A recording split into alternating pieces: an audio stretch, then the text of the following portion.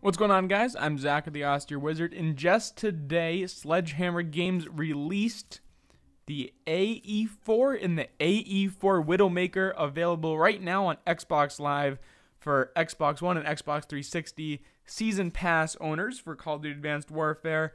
On the right-hand side of the screen, you'll see the AE4 regular, normal version, and on the left, you'll see the AE4 Widowmaker. You do get both of them without having to do any additional work. You can pick whichever one you want. The Widowmaker has -1 firing rate and +1 accuracy. I'll have gameplay coming up in just a few seconds where you can see the difference between both in an actual gameplay. As for the aesthetics, as you can tell, the AE4 shoots red and the Widowmaker shoots blue. I personally think the blue looks a little cooler. My inner Star Wars geek is getting all excited about this. And also there are some different aesthetic changes on the stock end of the gun, where you'll see like a skull and crossbones sort of thing compared to just the plain design of the regular AE4. And obviously this is a directed energy weapon. There are no bullets, there's no reloading necessary, but you can reload, which is something that's different compared to the other directed energy weapons in the game, with the exception of the TAC-19 shotgun, where you reload after the 6 directed energy bursts that you can shoot out. But this, you don't need to reload ever. You do reload automatically if you use up all your energy. So if you just hold down the trigger and pray and spray, you'll have to reload just by default. But you can also trigger it by pressing X like normally. But if you wait for your gun to cool down, then you won't have any problems. You can just shoot on as long as you are staying alive. So I found myself doing like a burst shot, or even as if it was like an MK14, or a semi-automatic weapon. But when it does get hectic, I do just fire off and hold down the trigger and hope for the best.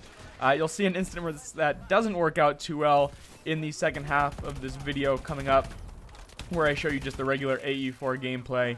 But overall, I'm pretty happy with this. I don't think it's going to overpower anything. If anything, it could be buffed a whole lot, really.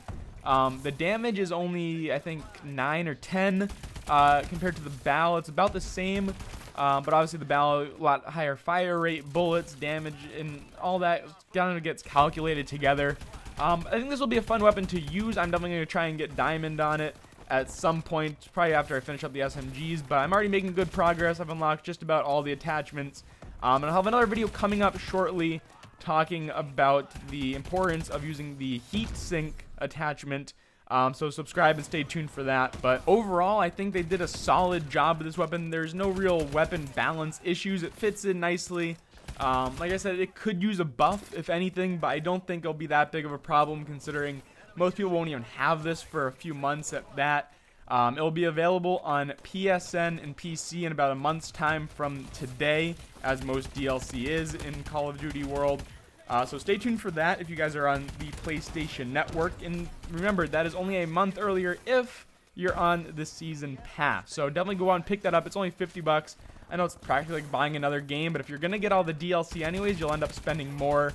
So it's a nice way to save about like $10, and you get weapons and maps and zombies and all that stuff a little bit earlier than the common folk. So definitely something to consider if you are interested in any of the Advanced Warfare DLC. And for all Call of Duty DLC coverage, keep it locked right here on youtube.com/theausterewizard. I have a playlist that I'll continue to update throughout the DLC season this time around, as I have done for the past couple games. People always enjoy those videos, so I hope you do too. And don't forget to comment down below what you think about the AE4 and the AE4 Widowmaker. Please subscribe if you haven't already, and until next time, Wizard out.